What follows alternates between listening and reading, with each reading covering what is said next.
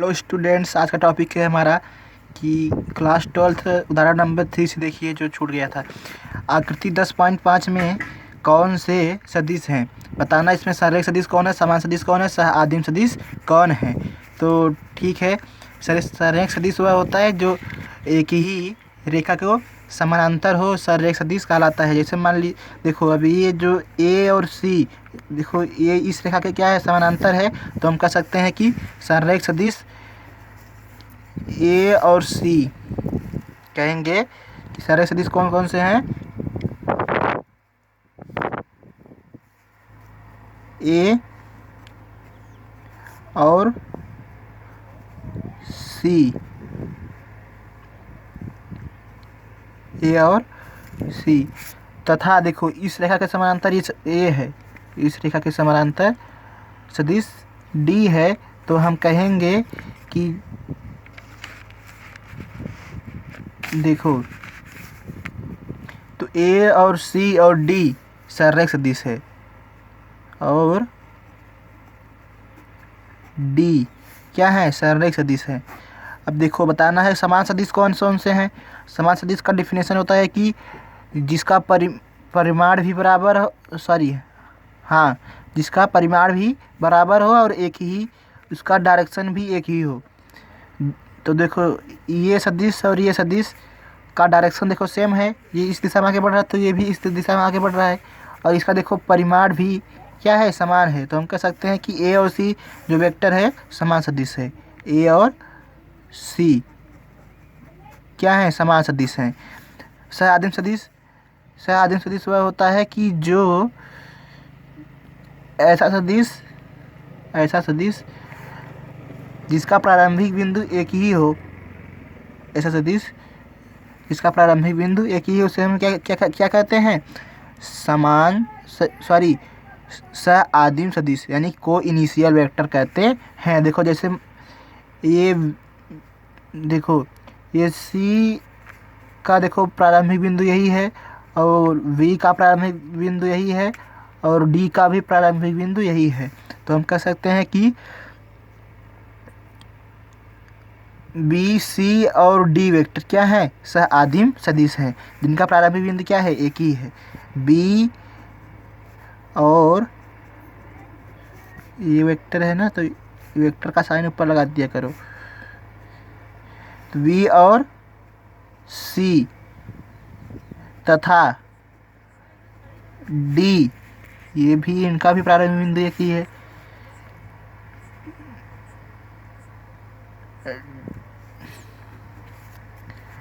ये देखो डी, यानी कि बी और सी और डी वेक्टर क्या है, सह आदिम सदिश है, इनका प्रारंभिक बिंदु एक ही है। तो हम कह सकते हैं कि ये को इनिशियल वेक्टर है, वी और सी और डी। देखो प्रश्नावली 10.1 दिया क्वेश्चन की उत्तर से पूरब की ओर 40 किलोमीटर के विस्थापन का आलेखी कीजिए। तो देखो ये होता है हमारा, ये उत्तर है, ठीक है, और ये दक्षिण है,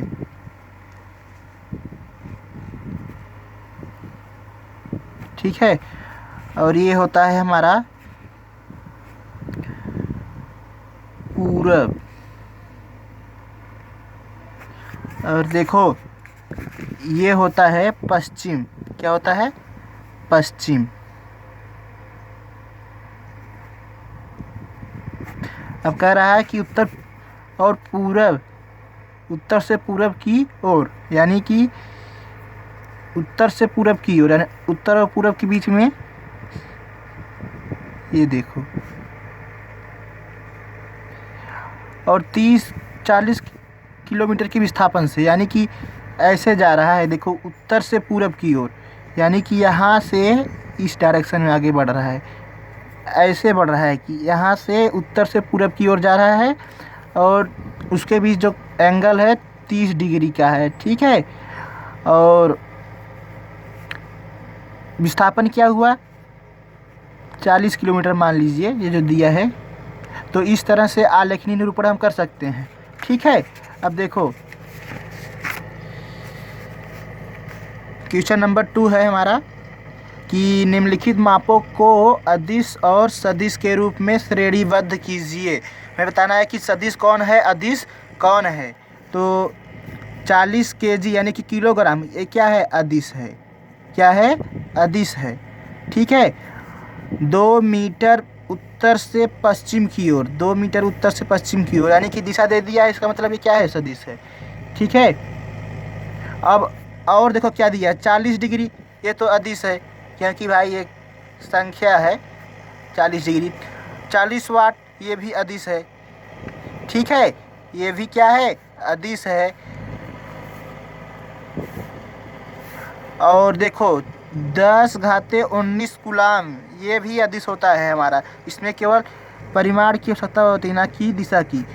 और देखो 20 मीटर पर सेकेंड स्क्वायर, यानी कि ये हमारा है सदिश।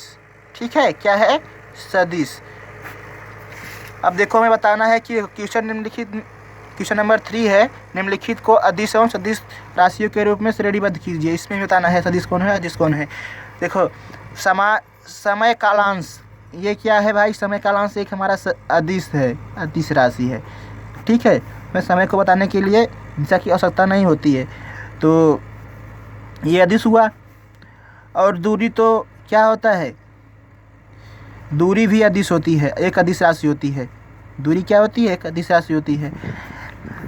बल क्या है, बल भाई, बल में डायरेक्शन की आवश्यकता होती है, इसलिए हमारा ये क्या हुआ, सदिश है। क्या है, सदिश है। वेग भी हमारा सदिश है। और कार्य अदिश है। ठीक है। देखो क्वेश्चन नंबर दिया है 4, आकृति 10.6 में निम्नलिखित सदिश को पहचानिए। सदिश देखो, सह आदिम सदिश कौन है, समान सदिश कौन है, और संरेख है परंतु असमान सदिश बताना है। देखो सह आदिम सदिश यानी कि जिनका प्रारंभिक बिंदु एक ही हो, वह सह आदिम सदिश होगा। तो ए और वी, देखो प्रारंभिक बिंदु उनका एक ही है, तो हम कह सकते हैं कि ए वेक्टर और वी वेक्टर क्या है, सह आदिम सदिश हैं। ठीक है। समान सदिश कौन कौन से हैं, जिनका डायरेक्शन भी एक ही दिशा में हो और परिमाण भी समान होना चाहिए। तो देखो ये वी और सी, देखो उनका डायरेक्शन भी सेम है और दिशा भी डायरेक्शन भी सेम है और परिमाण भी समान लंबाई के हैं। ये भी समान लंबाई के है, ये भी समान लंबाई के है। तो वी वेक्टर और डी वेक्टर समान है। देखो संरेख है परंतु असमान है। देखो ये इस रेखा के समानांतर ये सदिश है, इस रेखा के समानांतर ये सदिश है। तो इनका देखो डायरेक्शन अपोजिट है, यानी कि संरेख तो हैं लेकिन किंतु क्या है, असमान है, क्योंकि इनका डायरेक्शन अपोजिट है।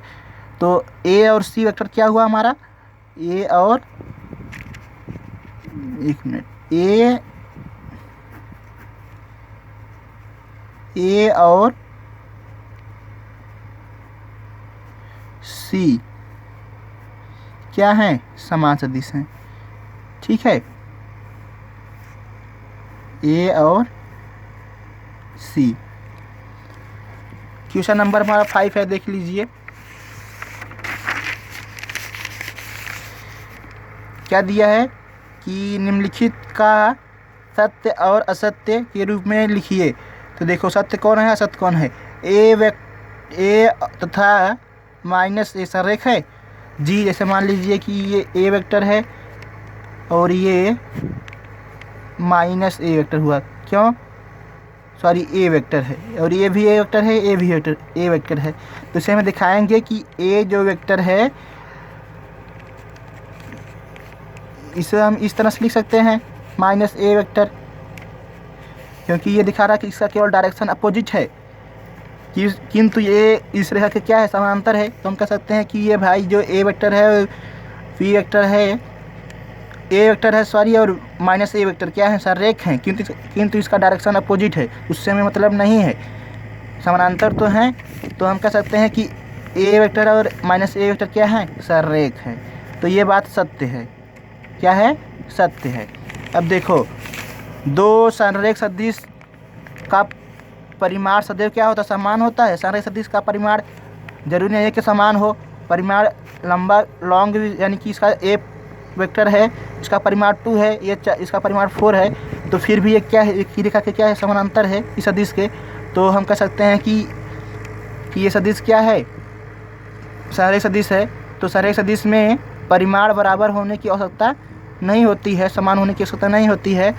तो ये दिया है कि दो संरेखित सदिश का परिमाण सदैव समान होता है। भाई समान सदैव नहीं होता है, समान भी होता है और समान से असमान भी होता है। तो इसलिए क्या हुआ, हमारा असत्य है। क्या है, असत्य है। ठीक है, हमें सत्य और असत्य बताना था, सत्य और असत्य बताना था। अब देखो, समान परिमाण वाले दो सदिश संरेख होते हैं।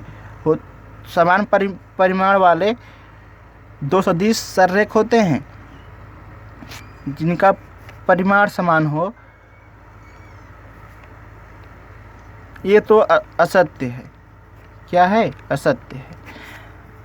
समान परिमाण वाले दो सदिश समान होते हैं। समान परिमाण वाले, उनका परिमाण ही समान नहीं होना चाहिए, उनका डायरेक्शन भी तो समान होना चाहिए, तभी तो समान होंगे। इसलिए क्या है, असत्य। ये कह रहा है कि बस केवल उनका परिमाण समान है, बस परिमाण समान होने से काम नहीं चलने वाला, क्योंकि दिशा भी तो समान होनी चाहिए। तो आज 10.1 फाइनल हो गया, यानी कि पूरा क्वेश्चन में सॉल्व हो गया।